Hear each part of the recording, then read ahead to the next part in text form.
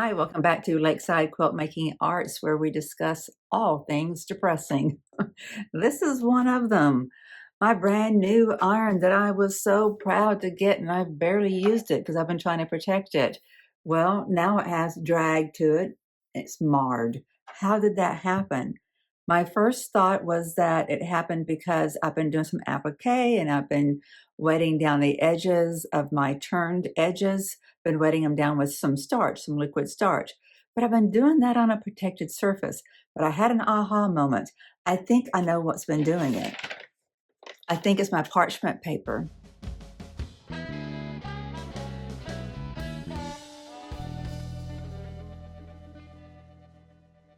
When I've been making my templates and I put down a piece of parchment that is greater than my fabric or greater than the piece of paper that I'm attaching this parchment paper to, then that, and the iron is, setting on top of the parchment paper, and it's then adhering to the mat. Some of that goo, some of that stickiness is getting off on the mat.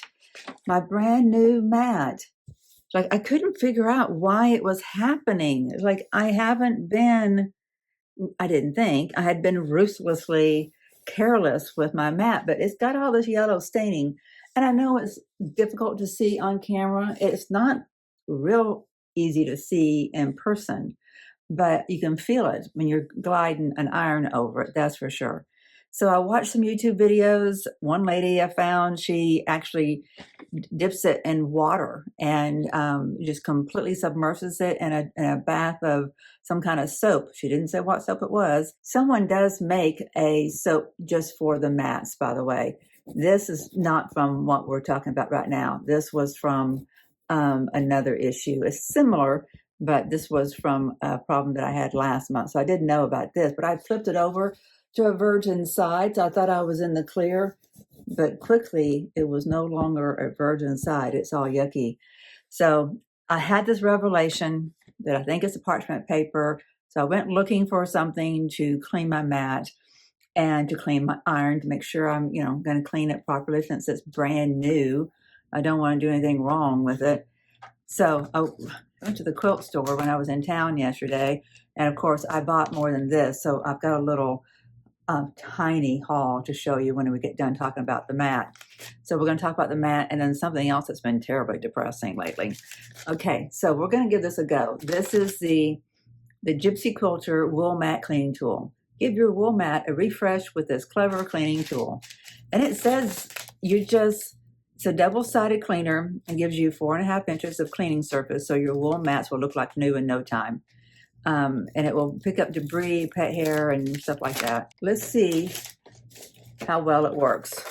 It comes attached, so you can feel the serrated edges to it. There's places where you don't feel any serrated edges. No, so it doesn't hurt. Like, I don't want to drag it across my skin necessarily, but I can do it. I just don't want to bear down. But it just feels almost like a sandpaper, but it's actual metal teeth instead. So we're going to experiment. We're going to see what happens. I don't dare try to fix this right now. I just want to fix the side that's almost clean and, instant drag. Interesting.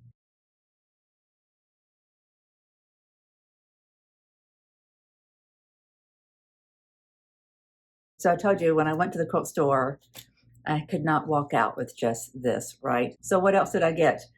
I really wanted to get more magic pens, but I have 2 sets of them, and I felt like I just needed to be more efficient with how I use them and more conscientious instead of just buying a bunch. I needed to just not overbuy, although I'm still chomping at the bit to have more of them. So I bought thread. I bought a couple different kinds of thread, actually. I think I might do some embroidery around the applique pieces on the Pick A Petal quilt. And I really wasn't sure what colors to get, but I have been looking at I think it's called Kawantha or Kanza. I have to look it up. I'll put it on the screen. It's a type of Indian embroidery. It's just like what I was envisioning, but I didn't have a name for it. But I did see a video just yesterday, I think it was, if not the day before, And I thought, that's what's been in my head. That's what's been percolating. I want to give that a go. So I just went to the store and I didn't know what I was going to get, but I knew I wanted a black so I could have a little bit of a negative color in there. I have some already, some pearl cottons, but I don't have anything in these families. You know, it's hard to look at the display and know that you're going to need a lot of colors and know that you're dealing with a lot and not walk out with a whole lot. So I thought I would just start small. You know, I thought these were nice complements to the colors I already have. And this was a nice, good neutral. And so we'll just see how that goes. The other threads I got, I'm equally excited about. I don't know. I think I think threads are just a marvel of an invention. They really are, if you think about it. This is the other thing I got. Invisifil 100 weight cottonized polyester. So it's strong and it's going to be some tiny thread. It's going to be super, super thin. So this should be able to go on my sewing machine. So let's take a look at our threads. It's IF 410. So Invisifil 410, and this is peach. It's a really soft peach. Really soft peach. This is IF 507, so it's called khaki. That's a lovely color too. Good, nice neutral. And then of course we've got our white. This one is called 104. I don't see it on here. Yeah, there it is, bleached white. That looks pretty bleached, almost looks like it's a purple. And this is 464 tan, which is why it goes so nicely with khaki. This is one that looks like it's got some purple in it to me. So it's 401 chestnut. And this is blue gray. I thought it was more blue than black. Let's get the plastic off all these and lay them. Oh, isn't that pretty? I may want to leave them in their plastic and keep them so nice. That's pretty.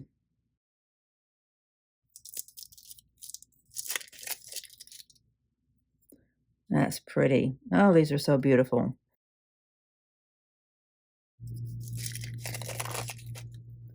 Oh, that's definitely khaki.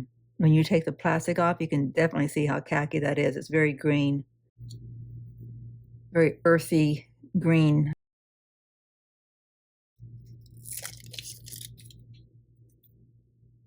That's so pretty. And that's such a thin, it's funny, this is 100 weight. I'm gonna have to compare that to the Aurifil 80 weight because it doesn't feel like just not holding it side by side, but it doesn't feel like it's as thin as the 80 weight, the Aurifil.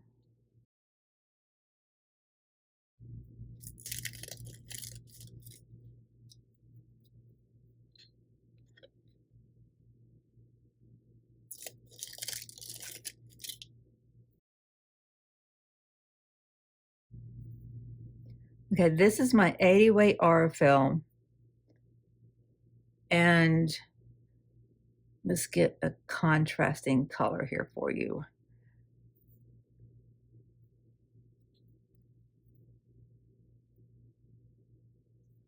Gosh,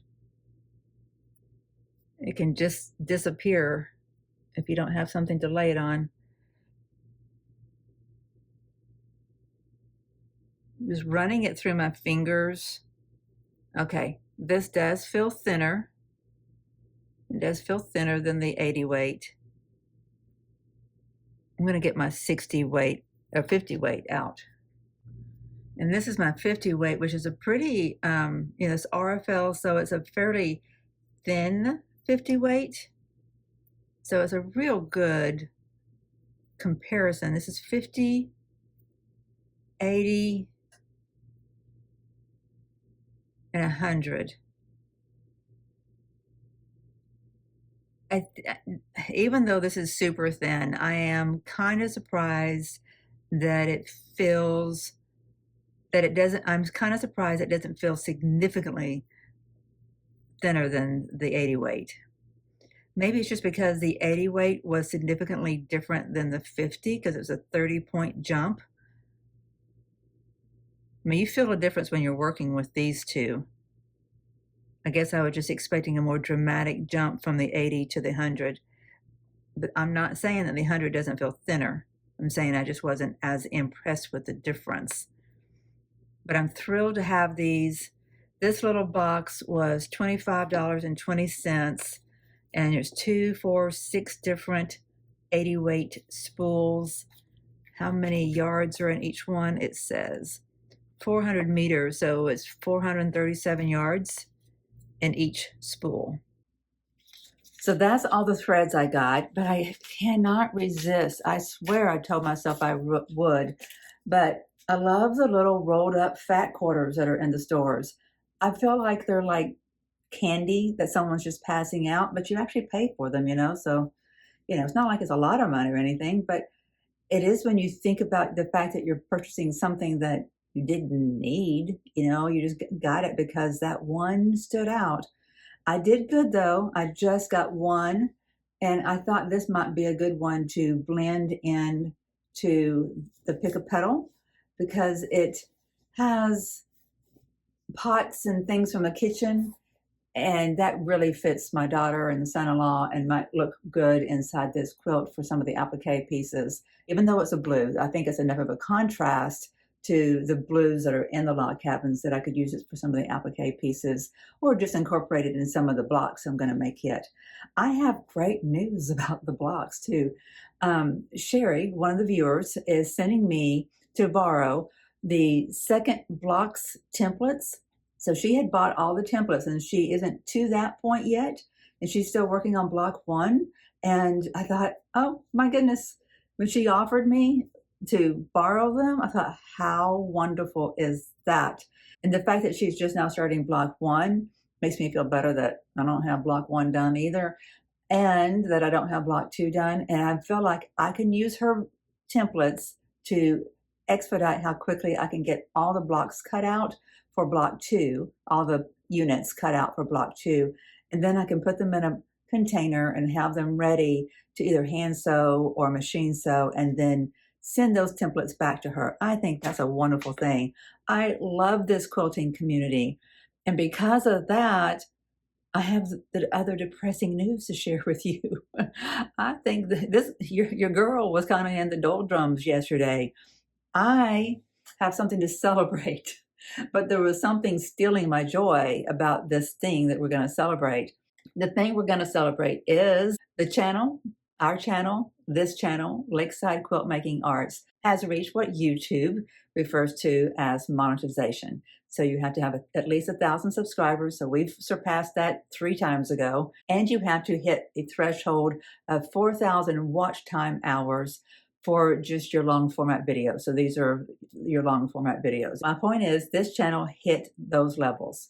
We are now at the point of being monetized. However, a month ago, right at a month ago, I was sent an email inviting me to apply for Google AdSense. It said, hey, your channel's doing great. You can now apply for Google AdSense. I did. So that's fantastic. It's a little ahead of schedule. I guess they're just doing that to get you warmed up so that whenever you hit your criteria, then it's all good to go, right? Oh my goodness, but that started a drama series. Oh my gosh. So I was denied my Google AdSense. I was so baffled by that and discouraged. And it said that I already had an account, that I had a duplicate account. But, oh my gosh, where do I have a duplicate account? So I promise you in the past month, because this happened the Friday before Mother's Day, and this is June 4th as I'm recording right now. So in that period of time, in addition to working on the duplex and all that and working out in my garden, in my yard, that will be a garden, I was also spending an absurd amount of time researching every possible in and out and avenue that of mine, anything of mine that could have been causing a hiccup with the Google AdSense application. And I'm mentioning this on air so that it can help somebody else. So just letting you know that if what I have done today works out, I'm going to create a video about it just so it will help somebody else. Because after the probably 60, maybe even 80 hours that I've spent, I mean, I've lost sleep over this. I think I have the solution, which is why I'm in a good mood right now. I was thinking after all this time, and I've worked so hard to try to build a relationship with you guys and be consistent with you and to be on here, be vulnerable with you. Now it's for nothing as far as the YouTube channel goes, as far as being paid for that goes. And as I shared with you, this is a business for me. This is a small family business of a family of one. And and I want this because I want to be independent of my son. Now, as I explained in the last video where we talked about creativity, we didn't talk about any quilt in particular. We just talked about creativity. But in that video, I did share that through my medical crisis that went on for years, I lost all of my financial resources. I had to rely on my financial resources because I was not able to work. And then whenever those ran out, my son stepped in. So for the past few years, every dime I've spent, every hospital bill, every out of town hotel bill for 1 month at a time, everything my son has covered for me. Now, this is my chance. This YouTube channel is my chance to be independent again. And I am excited to be able to do that in a way that fills my heart and hopefully helps to fuel someone else's creativity too. It was really important for me that I helped to encourage others because I got discouraged when I was first trying to get into quilt making back in the 90s. The availability of encouragement, instruction, guidance was minimal. You'd get a magazine, it'd have like a paragraph or two that you could maybe get a gem out of. And I had two small children, so I couldn't go to the guild meetings. We've got a fantastic guild in Huntsville, but I went one time and I didn't know about my illness then, but something was triggered during that session when I went to that guild meeting that night. And I hurt so badly. It was bewildering because I had never done that before. It did end up sending me to rheumatologists at the time who did help me a little bit, but it was such a transitory set of symptoms, fortunately, very fortunately, since I had two small children at home, that I didn't get a clear diagnosis at the time. But anytime I think about that guild meeting, I think about that evening and the amount of pain that I was in and how just getting back to the house was just excruciating. It's like, okay, well, I don't think I made a very good first impression. I don't think I need to go back. And I had two small children. So I needed to be home anyway. So I didn't get the exposure to the encouragement that I needed. You didn't have YouTube back then. We're talking the early 90s. I think Gore had just now invented the internet at that point, right? Anyway, we did not have YouTube. But now that we do have YouTube and we have just a wealth of information at our fingertips, we can look up anything. I want to help contribute to that community and to that body of knowledge and help to inspire others. So that's important to me. So when I saw that I wasn't going to be able to continue to do this channel because there's some duplicate account out there that Google AdSense was finding and saying I could not then be monetized for my channel. Oh my gosh, it was so depressing. And that sent me to the store and I bought more than what I needed to buy. I did need to get this though, because salvaging my iron and salvaging the mat is very important. So I've reapplied for my Google AdSense and I think that everything is in the process of getting approved. So let's cross our fingers, send up some prayers. Hopefully it's working out because I think the problem was solved. I found somebody else's YouTube channel from 2 years ago and he explained almost an identical situation. It's similar, very, very, very similar. He pointed me to a website where you can search for kind of like a old dead Google AdSense account that you don't know that you have. And lo and behold, I found one. I deleted it and then I resubmitted my application. Oh, I am breathing much easier now. So with all this enthusiasm I have now, why don't we go ahead and see if we can't get this clean? All right, I can feel the difference. Like there's a little bit here, a little bit here, and here. There's just a little bit of yellow staining in here. This is the area that I would work on. So I'm gonna see how this works. You just drag it across and it just picks up the top layer. It's kind of like de-shedding a dog or something like that. So this is what I got. Picks up the fibers from the fabrics that you've been working with. Set that aside. Like I said, I did not find a cleaner, and I wish that I had. I think it's hard for you to see what all has been lifted because of the fibers that I'm getting, you're not really seeing any yellowing, but I see it lifting. I do. Let's see, you can see this in your frame. I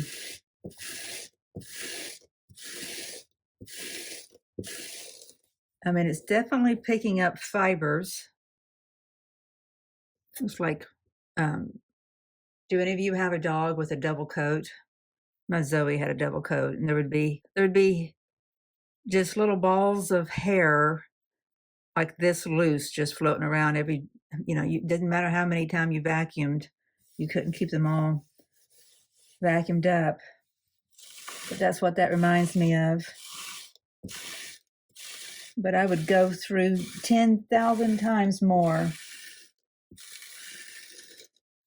of vacuuming up her hair to have her back. Okay, I think that's helping. Why don't we turn it over and see what it's doing? See if it's more visually, see if we can get an impact on the worst of the dirt, because you can clearly see that this is caked up right here. Let's see if we can't make a difference here. It might be more visible.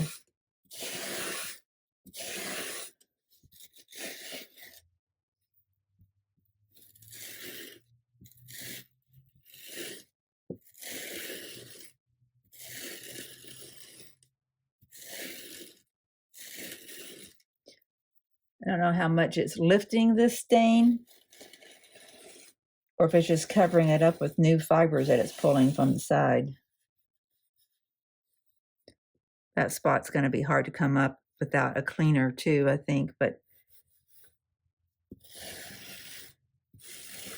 so the tool itself is great. It does exactly what it is supposed to do and what it says it will do.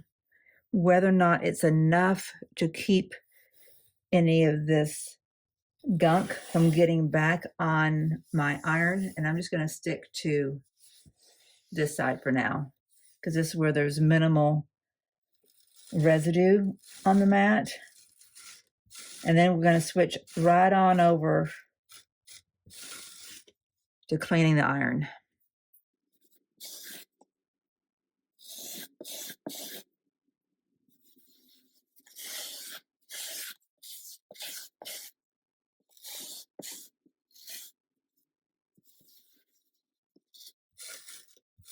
I think my iron will tell us pretty quickly if there's any residue left on this mat.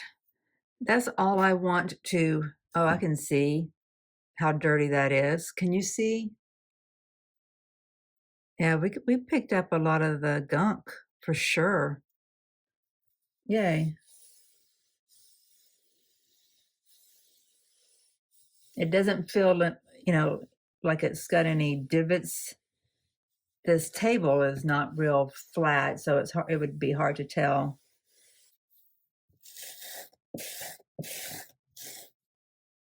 Just like our old box spring mattresses where we had to flip them and turn them so we don't wear them out. I think that's probably a good practice on our wool mats too. Yeah, I feel good about that. We got a lot of gunk out of that. Okay, so now let's clean our iron. Okay, I think I have, yes, here it is. It's an old diaper. This is what I was using. Just I don't know what it was used for, but it's got this stain on it. And so I thought it was really good to use to keep handy for cleaning my iron or for protecting my iron. So what we're going to do is read our instructions first. This is our faultless iron cleaner. Let's see what it says. Be sure the iron is hot. I've been having it heat up while we talk. Put it in the cotton setting. Do not use on cold iron. Okay.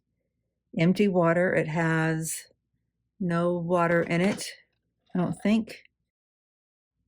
It does have a little bit that I should probably take out.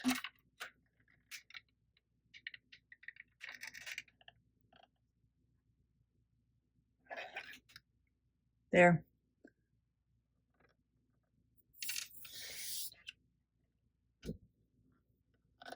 Okay. All right.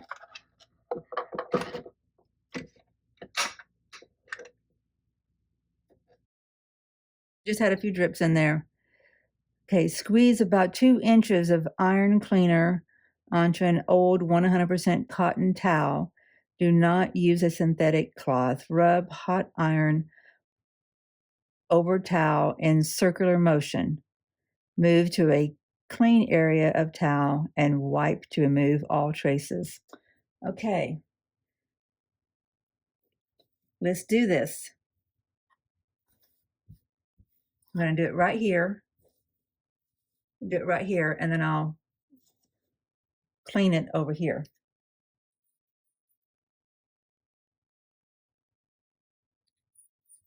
It's going to smoke, so I'm going to just kind of back my face away so I don't inhale it. I was so hoping that I would not have had to do this to my iron for a long time.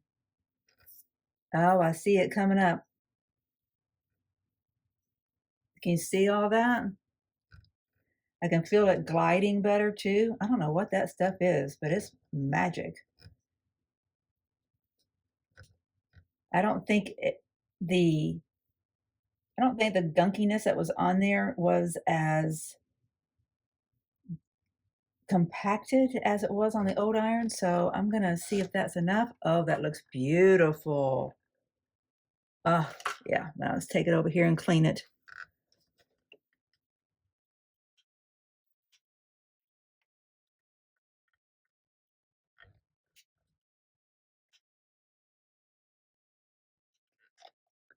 Awesome. Look at that. It's beautiful again. I am so happy. Oh, so happy. No scratches from this stuff at all. Now I can take this and clean it. Fantastic. Okay, let's see how it glides on our mat. Oh, that's lovely. It's lovely again. Did it get anything on it? No. Bravo. Yes.